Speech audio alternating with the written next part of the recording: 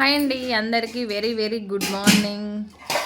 ఎలా ఉన్నారు ఫ్రెండ్స్? బాగున్నారా? లేచారా? లేగలేదా?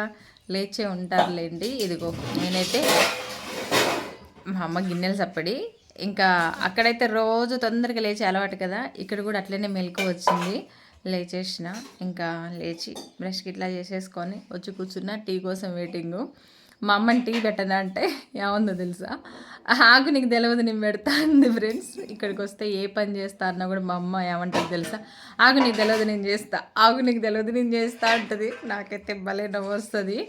ఈ అమ్మలందరూ ఇంతేనా? ఎందుకు మాట్లాంటావు? ఆమెకి సాటిస్ఫాక్షన్ ఉండదు, అన్నీ నా చేతులతో నేనే చేసి పెట్టుకోవాలని అంటుంది. అంతేనా?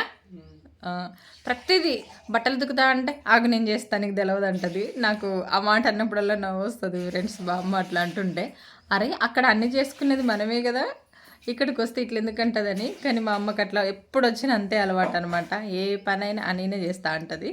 కానీ ఇంకా మేము చేసేటి మేము చేస్తాము, ఊరుకోము. ఓకే ఫ్రెండ్స్, ఇంకా టీ అయితే పెడుతుంది అమ్మ. టీ తాగాలి, టీ తాగి ఇంకా పనులు చేసుకోవాలి. బాయ్. మళ్ళా మీరు మీ అమ్మలు కూడా ఎట్లనే చేస్తారా లేదా నాకు కామెంట్ బాక్స్లో కామెంట్ చేయండి తప్పకుండా. Okay bye.